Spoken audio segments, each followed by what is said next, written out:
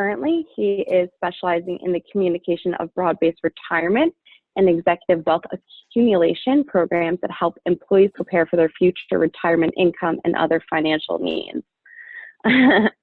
Joel, Carly, what is your connection to Robert? So for those of you that are just joining us, Robert is my father, and just finishing up his introduction, and then we're going to go ahead and get started here. So his journey, right, includes an entrepreneurial track as inventor and manufacturer of wow window posters.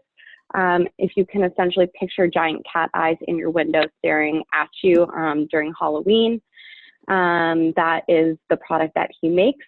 Let's just say that I have certainly been his guinea pig in a lot of his inventions along the way, including a doll toy concept, which he in fact presented the company called Mattel. So throughout all these experiences, they are definitely instrumental in his views that he will share today.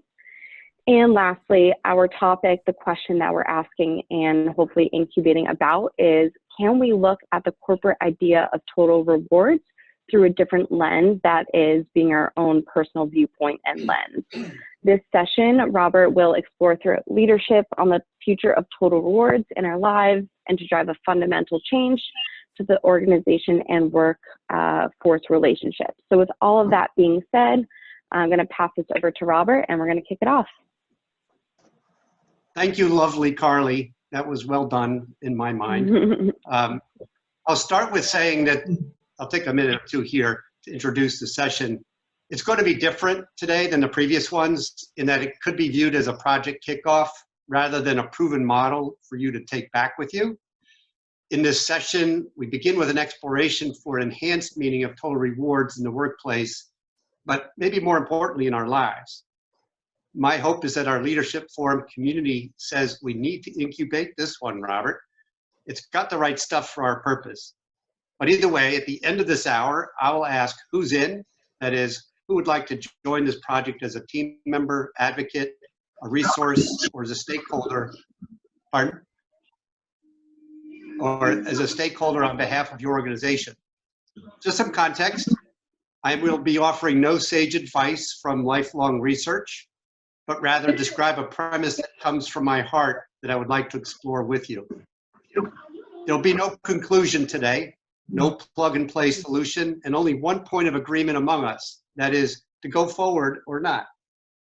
I'll feel successful if I stir your own emotions about the premise, and I hope to receive something back from your own hearts about it. Just another tangent, I'm working also on something new in my leadership learning. In this session, in a session with the community member Rachel Adams last week, she said 70% of great leadership comes from leading oneself. Recent discussion with Steve Gardner made me realize that I lead in many ways, but to me, it's been maybe more unconscious in nature. So with this step, I take this on with strategic intent in my work and do it with a model I'll call conscious leadership. So the Total Rewards initiative today is an important step for my conscious leadership thinking. So what we'll do is cover a number of topics. First is, actually, let me back up. I skipped a slide. All right, that's where I wanted to be. Just as we get going here, we're going to do a little exercise. I would like each of you to enter into chat words that you would today include to define total rewards according to employers that you're familiar with. So for example, at the bottom, you'll see an example: compensation, space, stock, underline options, space, life, underline insurance. Put in any words that come to your mind, 4, 5, or 6 words. We'll take about 30 seconds to do this. The underline's important because it'll keep the 2 words together if you want them together. Otherwise, just you can string a bunch of words in the chat or just do a new chat entry for every word you care about. So what does total rewards mean in your work life?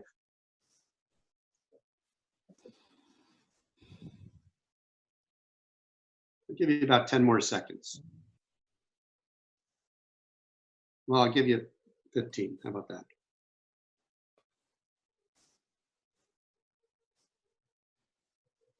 All right, let's wrap that up. I'm going to let Carly do something magical with that input. And now I'm going to tell you about what discussion is today. So we're going to define what total rewards looks like today. I'm going to describe a premise on total rewards that we might incubate. Over the last holiday, I tested this premise with a number of other thought leaders, largely from this community. And I was really surprised to hear them all say, Robert, this is really important. You should proceed with the idea. So I was flattered by the fact I had good thinking. But also share some more insights from other provocateurs in the marketplace. Then I have what I'm calling the thought seed, flip the viewpoint. You'll see where I'm coming from in this. When we move into a breakout following your digestion of these ideas, we're going to give you some time to talk among yourselves about how a new view of total rewards might play in your life and your organization. And then we'll get to the end where I'll ask if this is a good idea or not. Now, just to proceed, and Carly's still working on her little magic, let's look at what worldatwork.org says the meaning of total rewards is today in the current environment. It's about defining a strategy that attracts, motivates, retains, engages. That's at the root of what the company's thinking. Then comes a toolkit, which if deployed right, would help create satisfaction, engagement, and productivity in its workforce. So you just put in a number of words. Here's some of the toolkit elements, and there's many, many more that go with it.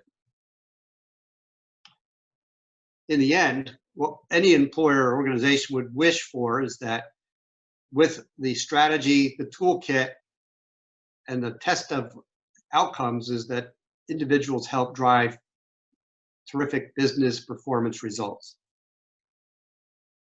I'll just pause there. If there's any insights you'd like to share, you could verbally shout it out or drop it in chat, and then Carly will signal me when she's ready. Any general thoughts? I have one. Robert, hi, it's Jane. Nice to see you. Hello, Jane. That I forgot to write in the chat, but it's a big one for me and part of why I am one of the people so supportive of you doing this. Community, I feel like it's an underappreciated part of total rewards that so many of us find our deepest sense of relationships and community in our workplace. So thank you. Well, hold that thought, Jane. We've got some good stuff. Now I'm going to stop sharing for a minute, and Carly's going to reveal the words that you all just gave this group.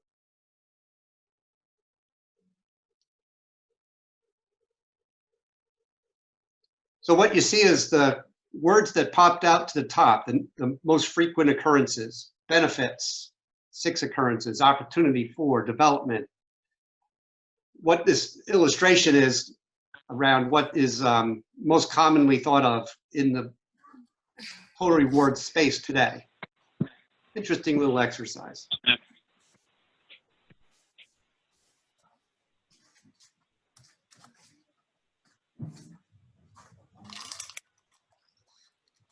Thank you, Carly. So to continue, this is the premise that I've been sharing with others, that total rewards really can no longer be about just the employment contract, but rather it really needs to be suited for each person's life's aspirations.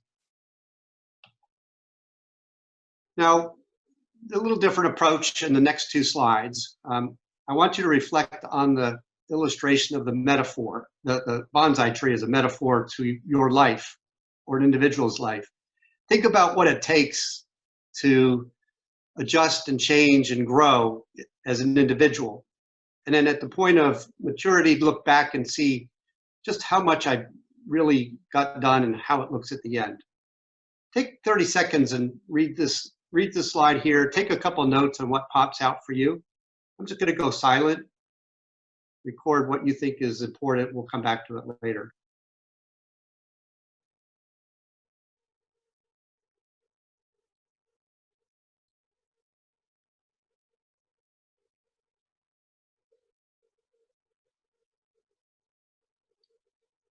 All right, I'm going to move to the next slide. Same thing. Let's kind of skim through here, look at the words that may pop out for you.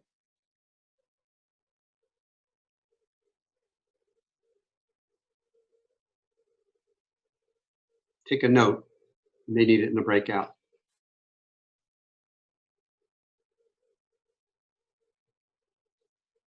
All right, so to kind of wrap up the theme around what total rewards is today and where it may be going, I read an article by Amy Atkins on millennials, the job hopping generation.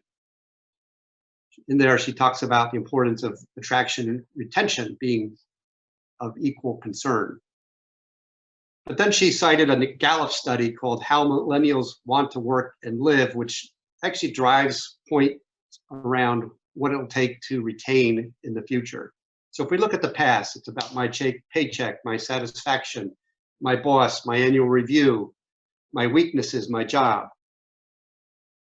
Going forward, though, they suggest that it's my purpose, my development, my coach, my ongoing conversations, my strengths, my life that really will be more important for organizations to focus on. In my premise, I would actually add another one in place of my company, as we're accustomed to saying. Let's just call it my me. So what about my me? And this is very personal.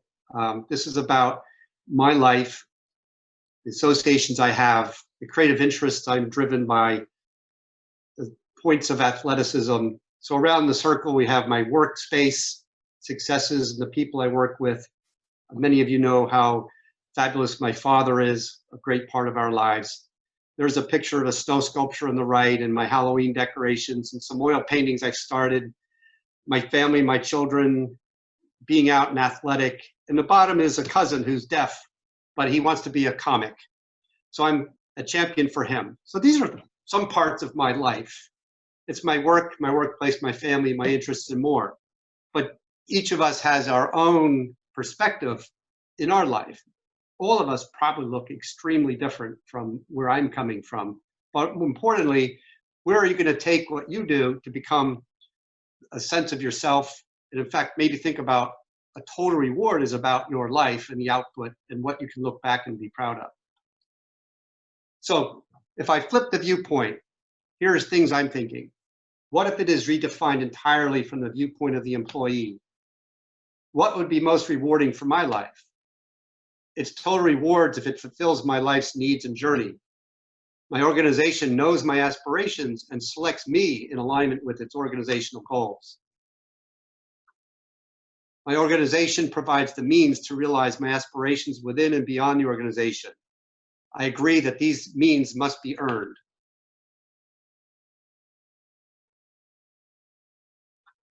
And ultimately, it's not about the organization. From my view, it's about me. So if we flip this viewpoint, I would like to do the exercise again. I'm going to give you a little bit longer, about a minute. And what I'd like you to do is put in some words or a phrase or a sentence, and it doesn't have to be all linked together this time. Just enter the chat. What would be the ultimate rewards in your life with your own me viewpoint? So down at the bottom, the example that I drummed up is achievement, impact, raises, travel, appreciation, leading dedicated followers, pursuit of big ideas. Think about what is important to you in your life. What is the reward that you're looking for beyond the workplace even, but just in terms of your life?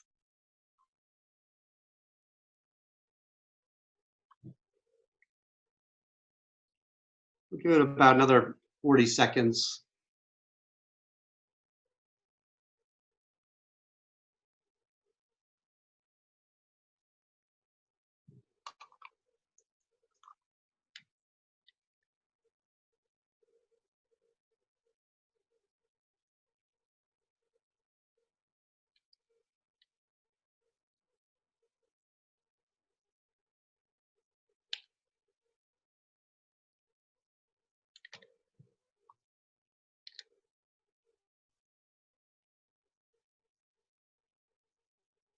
Okay. Hope that was nice to have a quiet moment to think. Now you could keep entering those over the next couple of slides. Carly's going to do that same exercise, but she has a little longer to produce the result during the breakout. So I'm going to talk a little bit more right now about how we can work into a breakout group. The diagram on the right, imagine that's your organization. There's leadership and divisions and crossover of business units. Maybe you're in there somewhere, unless you're an independent entrepreneur or consultant. But imagine that your space is your work and you have this opportunity the way that it is currently designed to build out. So the question would be, and keep this in mind for the breakout, how might organizations pivot in this coming age of artisans, free agents, purpose-driven individuals? I really latched onto the word artisans from Letitia's podcast that I listened to, if you read about that a few minutes ago. It's about having a more concentrated workspace that you become the producer, maybe within an environment or on your own, but the sense that you're the expert, the artisan. How do you build on your skills and create relationships to nurture that? So if you noticed in the bottom of this chart, you have stretched yourself beyond the organization to have focus, interests, and passions. You're motivated to explore life in different ways. So an observation here is that, and I'll play a what if. What if I'm a musician in my organization that may not be centered around music? I'll use Walmart as an example. Suppose I stock shelves at Walmart, but my passion is in music. What if your employer, Walmart, knew that you had a focus on music in your life? Suppose then they could move you into the music CD area or other kinds of spaces in the organization to actually do that work. And what if they took it a step further and joined you with other people in Walmart who have a passion for music and gave you space even within the facilities to meet or even to get to work after and jam? This external community could be brought within to build relationships and create a place that individuals may want to be. And I'm using the extreme example of a shelf stalker, because I think the solutions in this need to work in all levels of the work world, not just the kind of professional environment that we're used to. So what I'll ask here is if, Matt, if you could set up the breakout groups. He'll post the 2 questions I'd like you to discuss for the next 15 minutes. How might organizations pivot in this coming age of artisans, free agents, and purpose-driven individuals? And what would be the ultimate rewards in your life with your own MyMeet viewpoint? My aim is that we can hear your feelings about what I've laid out, and we're going to have a nice hearty conversation along with the reveal of the words that you have indicated through the chat. So Matt, I'll turn it over to you.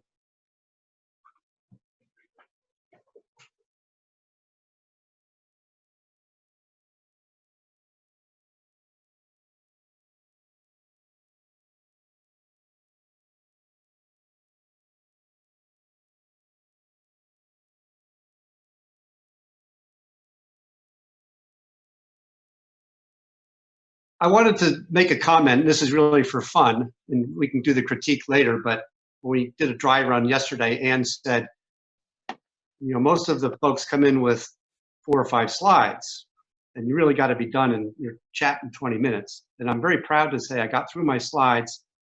It's still 20 minutes to go, and I had technically 65 slides. You'll see some more of that in a minute why. So that's just a fun thought. Robert? So how did it go? Yeah. Can you move your camera so we can see your face instead of your ceiling? There you go. Thank you.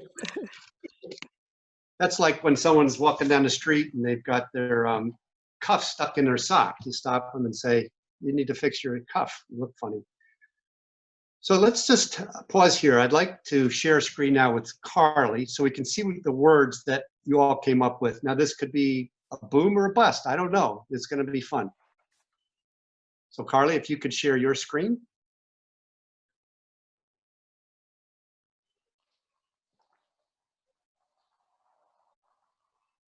Wow. Wow, wow, wow.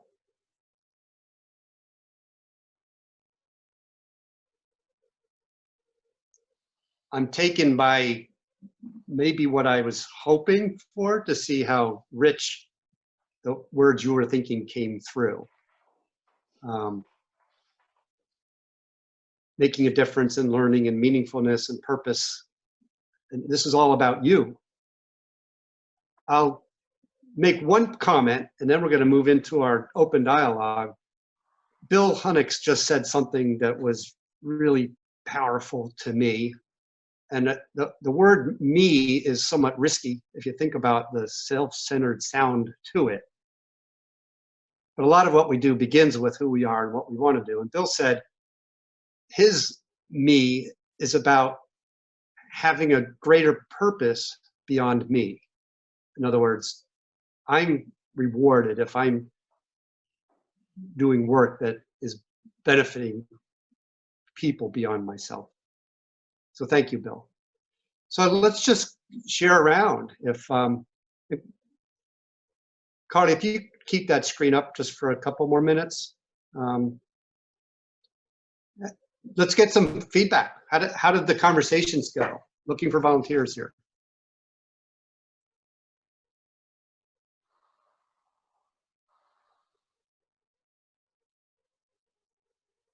I'll speak up.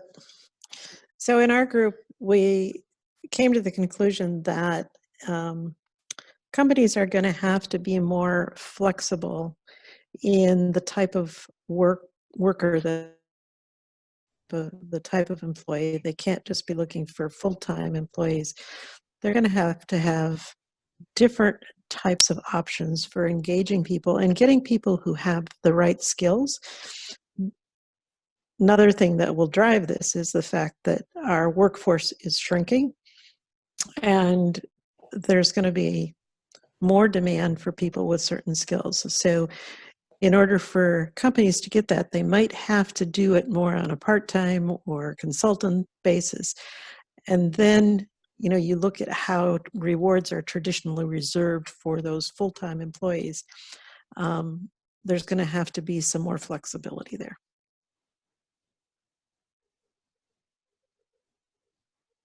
I'm going to pick on Jane from Gore, we have talked about this in the past, and I know that you have purpose with your organization about listening and seeing possibilities. So what do you think? Ask the question again. What do I think about the words here? Well, how did your conversation go, and what's piquing your interest? What's piquing my interest is how someone I just met on the chat and Anna Maria, had almost identical interests, and the words autonomy and trust came to mind for both of us when we thought about what we need. Rich Cooper was there too.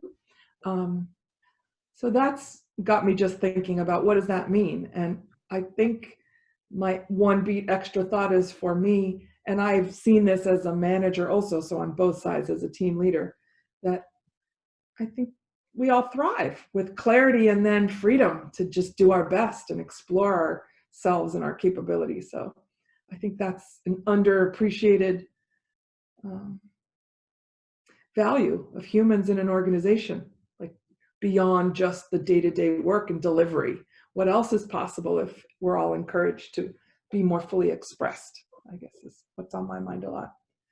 And that's personal too. And I'm living through some organizational changes that have me going, wait, what?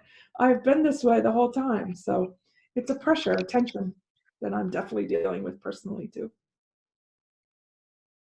And community, is my thing. That's it for me. So do we have any newcomers, maybe newcomer today or the last number of weeks with the forum community that would like to share insight from the conversation you just had?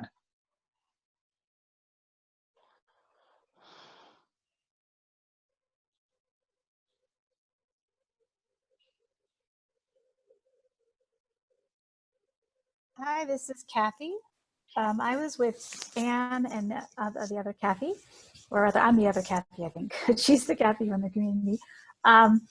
We had a lot of similar points that have already been talked about. The one that we just ended on, and I don't think we really resolved, because I'm not sure how to resolve it, is and we had someone in our group who actually works in the healthcare industry, is that if healthcare was off the table as a benefit from employment, what could be, right? What could be possible?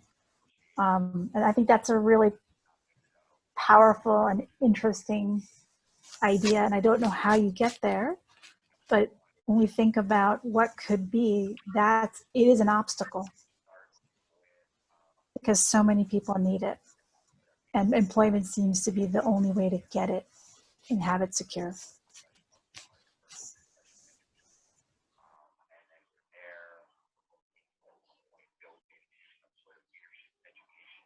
Someone else. Tell us about the conversation in the breakout on those two questions. Hey, this is Joel. I was going to jump in. Kathy, I love that question, just to add reference to it.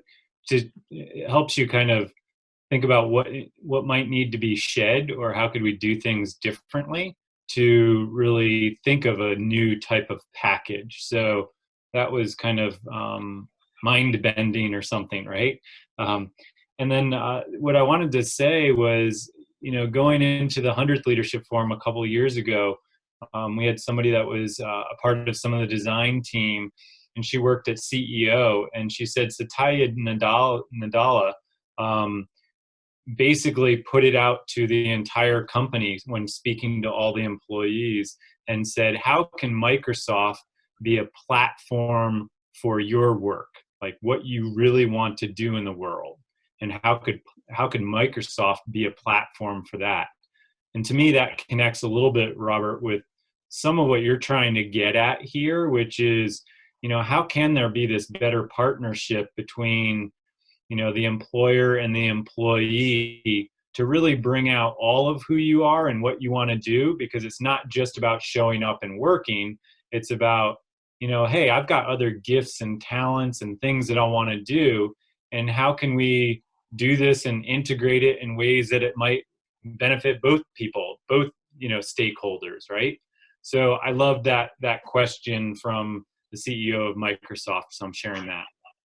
I think that's a great view, Joel, and I think this is where we'll see the rubber meet the road, because we're going to have a lot of companies that are hurting and figuring out how they're going to make their widgets and still do all of the things that they're hoping that employees are hoping that they will do.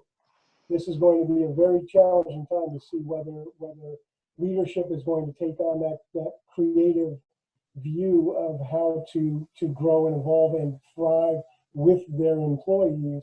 And at the same time, employees as human beings are seeing such an evolution of, exponential revolution in the way things are evolving. And they're going to see the change. They are seeing right now the change is possible in so many different ways. And it'll be fascinating to see whether they're going to be able to dovetail, whether this group of employees will dovetail with the needs of employers who have to grow and rebuild their companies in no time. David, I'll follow on that, and I'll share it. I said it to Joel yesterday in a prep call. Some weeks ago, I actually started feeling pretty low about even proceeding with this session, because I've been using the framework of how things were in my conversations. And it's kind of like the building of how things were and how it was evolving before what's happening in our current environment. Of course, I picked myself up and said, no, you probably have something in here that has consideration for where things are going that are different than they were even 4 or 5 months ago. So I think there is going to be challenges around what does the individual, what latitude will they have when maybe they're all trying to do is get a job or back to work, or to make up some money they lost, pick up and make up ground, or maybe they're maybe there'll be some shifts in who's attending to societal issues and the cultural changes we're facing. But there's so much dynamic that perhaps just a framework of open-mindedness like this conversation is healthy. I hope so.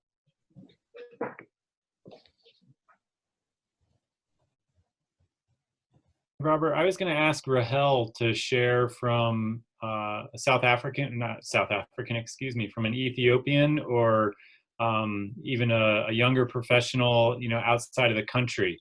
Rahel, what are some of the things that you'd like to see in this, or what did you all talk about? One of the things that came out in the discussion often was having a time to be involved in the things that like you were putting at the back of your brain, or, saying that I'll come back to this tomorrow, or, when I have time.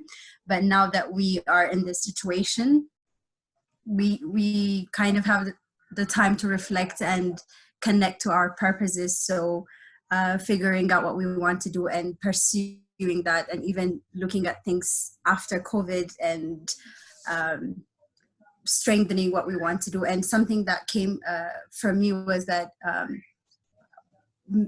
staying in this community work is meaningful and impactful work. And I saw that going across the conversation. So I thought that was interesting to see that in different continents.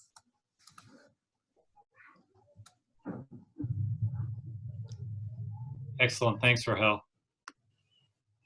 I'd like to share just a short story, and it has a relationship to one of our leaders in this forum today.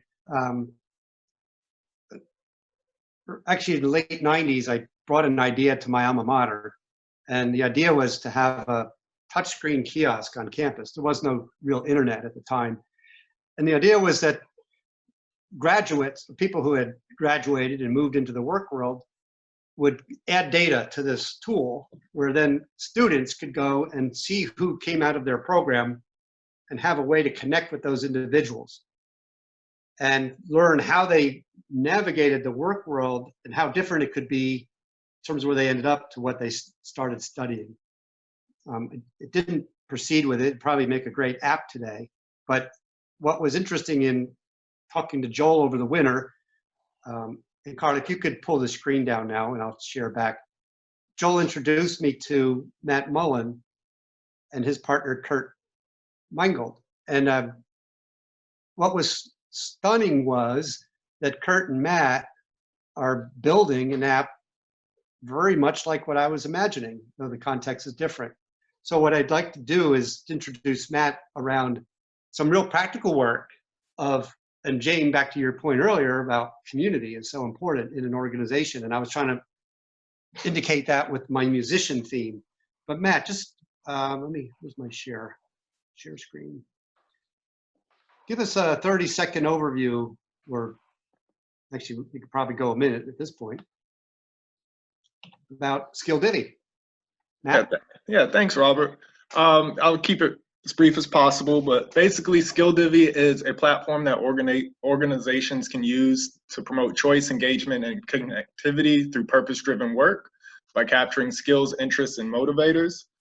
So it's basically a team-building, project-based platform that people can use. You can post projects, join projects, make connections with people that have similar interests or interesting skills that you're interested in learning. You will also be able to acquire team members and divvy up tasks based on different users' strengths.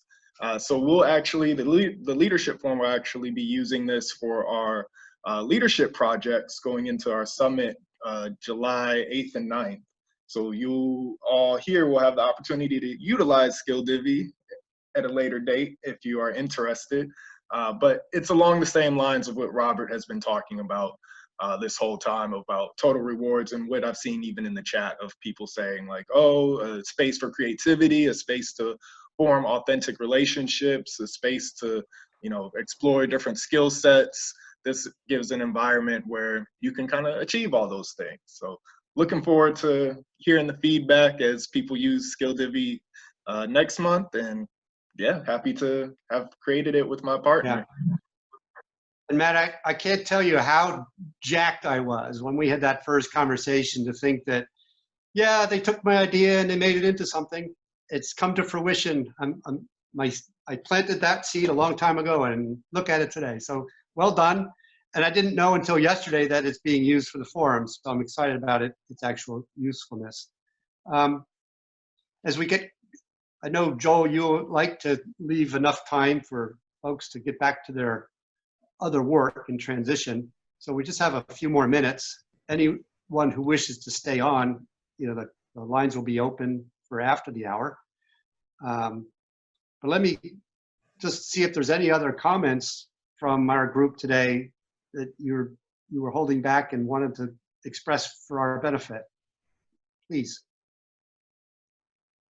Robert, I was just going to jump in and ask people to maybe in chat enter what was that one thing. So even though we don't like focusing in on ourselves, what's that one thing that people would really like in chat? I know you hinted at it earlier through some of the chat and conversation, but I know in our group, we really came up with a couple of things that were like, wow, as an entrepreneur, what would you really give yourself permission to do, and how could an organization do that? So sorry for jumping in and maybe hijacking a little bit of what you were thinking about, but it would be great to see that in chat. What would you give yourself if you were the boss and you could give yourself a rewards package, right?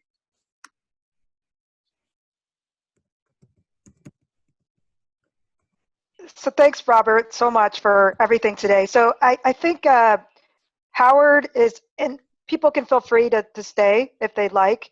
And Howard's going to start wrapping us up, and then I'll kind of talk about some other things, some other ways that people can participate, and then we'll hand it back to you, Robert, and whoever wants to stay and deepen the conversation can. So Howard? Well, hold on, Latanya, Howard, real quick. Yes. Matt, could you just throw the poll up real quick?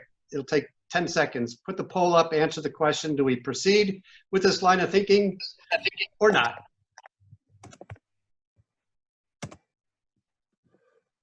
Very good. Well, as people are putting their votes in, one, I want to thank Robert for a very thoughtful and provocative session on total rewards and flipping the viewpoint. And if you can see my screen here, this is called the Investor's Decision Kit, and was created by Robert and his team in around 1998 or so, in partnership with my team at Champion International. And it was all about helping people become more financially viable through Champion's savings plans. So I got to know Robert back then, and what I've known about Robert from those early days of getting to know him and work with him is he is just what he was teed up to be, as Carly talked about. He's an entrepreneur, he's a strategist, he's a communications expert extraordinaire. First and foremost, though, he's a family guy, and he's a friend, and he's a collaborator. So Robert, thanks for collaborating with us today. We appreciate it. I keep this because it brings back many fond memories, and I'm glad we've continued to see you evolve in your journey and help us to evolve in our leadership journeys. So with that, I'll turn it back to Latanya.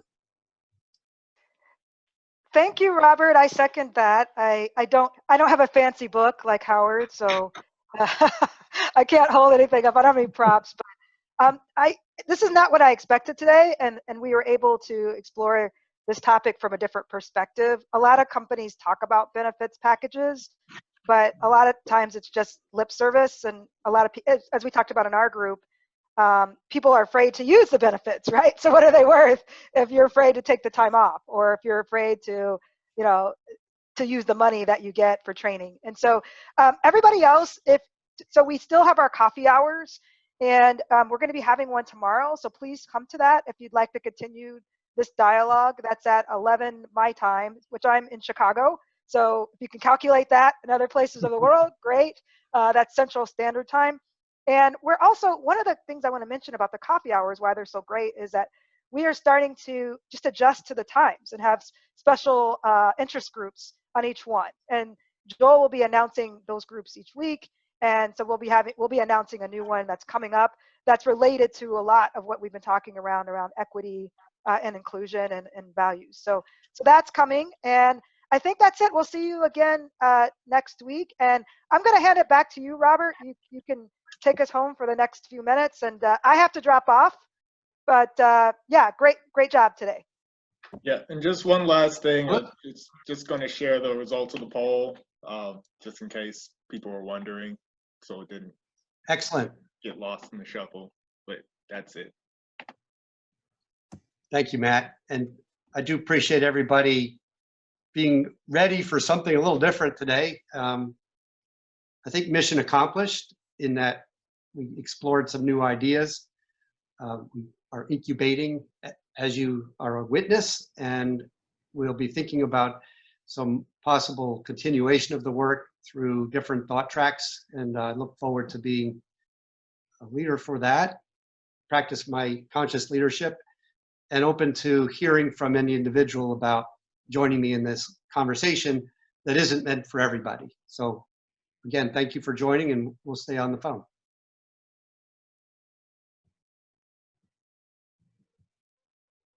Thank you, Robert. Gotta run. Great session. See you all You're next welcome, week. Todd. Take care, Todd. Todd, can't Yeah, wait to bookstore. hear about your session next week and your book. Thank you, Joel. Thanks for the plug. I look forward to it. See you all then. Is that Yeah. it behind you? Funny? It'll be great. Funny how it's standing behind you? Just coincidentally, yes. Whole bunch of them on the wall. Yeah. I gotta run to another 1 o'clock, but great to see all of you. Yeah, me Yeah. too. All right. See everybody. Hi, Kathy. Great job, Robert. Bye, everyone.